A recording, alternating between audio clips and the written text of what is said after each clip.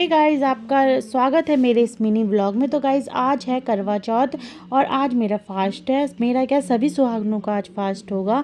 तो मैं और आकांक्षा जा रहे हैं दुकान पर शॉपिंग करने। और ये है, मैं अब पूजा विधि तैयार कर रही हूँ। मैं अपने जो चौकी वौकी लगा रही थी पूजा के लिए बैठ चुकी थी, क्योंकि राहु काल ख़त्म हो चुका था और मैंने अपनी पूजा स्टार्ट कर दी थी। और थोड़ा पूजा में लेट हो गई, क्योंकि तैयारी करते करते काफ़ी टाइम हो गया था।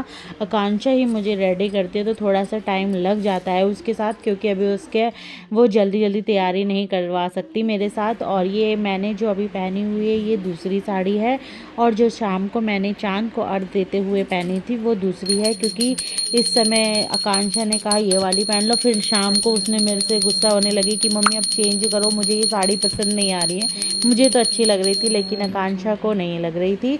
तो आकांक्षा ने कहा कि मम्मी दूसरी पहन लो। फिर आकांक्षा मेरे लिए जो है वो कथा पढ़ती है, और कथा वही पढ़ती है अब मेरे लिए। और ये है आकांक्षा मुझे तैयार करने के लिए जो मेकअप का सामान चाहिए वो सब इकट्ठा कर रही है, और साथ में अपनी भी वीडियो दिखा रही है और अपना ब्रेसलेट दिखा रही है जो वो लेकर आई थी। और ये आकांक्षा ने मेरे आई शेडो वगैरह लगा दिया है। आधा मेकअप हो चुका है, अभी मुझे पता नहीं है वो कैसा लगेगा, क्या करेगी। लेकिन जब भी वो मुझे तैयार करती है, मुझे कहीं जाना होता है, शादी में, पार्टी में या कहीं भी जाना होता है, वही मुझे तैयार करती है। और ये व्रत करवा चौथ के लिए भी काफ़ी सालों से 2-3 सालों से वही मुझे तैयार करते हुए आ रही है। मुझे पार्लर जाने की ज़रूरत ही नहीं पड़ती, क्योंकि वो पार्लर जैसा मेकअप ही मेरा घर में ही कर देती है।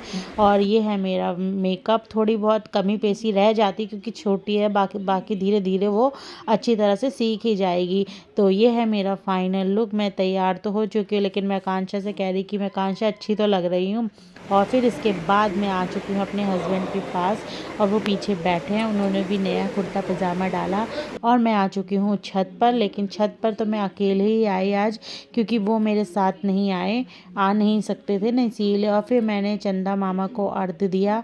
अर्घ देकर ये देखिए आकांक्षा दिखा रही है कि कितनी दूर हैं चांद, और छोटे से दिख रहे हैं। और दिन वो हमारी बालकनी से ही दिख जाते थे, लेकिन इस बार नहीं दिख रहे थे, तो इसीलिए मुझे अकेले ही छत पर आना पड़ा और अकेले ही पूजा करनी पड़ी। क्योंकि मेरे हस्बैंड का हुआ है एक्सीडेंट, जैसा कि आप लोग सब जानते ही हैं, और वो ऊपर नहीं आ सकते थे।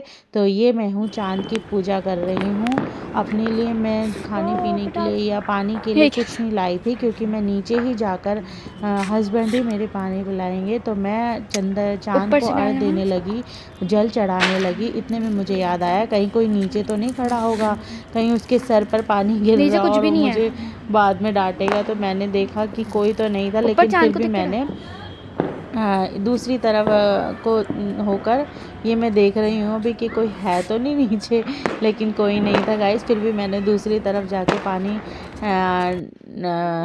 चढ़ाया, जल चढ़ाया। और ये आकांक्षा और मैं नीचे आ चुके हैं। शौर्य भी है हमारे साथ, शौर्य भी मेरी बहुत हेल्प कर रहा था। आकांक्षा ने भी उस दिन बहुत हेल्प की। और अब मैं नीचे जाकर ही मेरे हस्बैंड मुझे पानी पिलाएंगे। मैं थोड़ी इमोशनल भी हो चुकी थी, क्योंकि वो जो थे वो ऊपर नहीं आ पा रहे थे, और मैं कभी उनके बिना ऐसे चांद अकेले देखा नहीं है। कोई नहीं गाइस, इस बार नहीं तो अगली बार हम दोनों साथ में ज़रूर जाएंगे, चांद साथ में देखेंगे। और थोड़ा सा इमोशनल मोमेंट्स था, तो गाइस हो जाता है, हर किसी को लगता है गाइस, जिस पर बीतती है वही जानता है। तो गाइस मुझ पे भी बीती, तो मैं थोड़ा इमोशनल हो गई। लेकिन फिर मैंने अपने आप को समझा लिया कि चलो भगवान की, माता रानी की कृपा है कि वो तो ठीक है कम से कम। हाँ, बस वो ठीक ही रहने चाहिए। और ये है, वो मुझे पानी पिला रहे हैं। फिर उसके बाद जो है हमने मम्मी को गिफ्ट दिया, जो उनका तोहफ़ा बनता है, और इस तरह से अपना व्रत पूरा किया। तो गाइस वीडियो पसंद आए तो लाइक कर देना।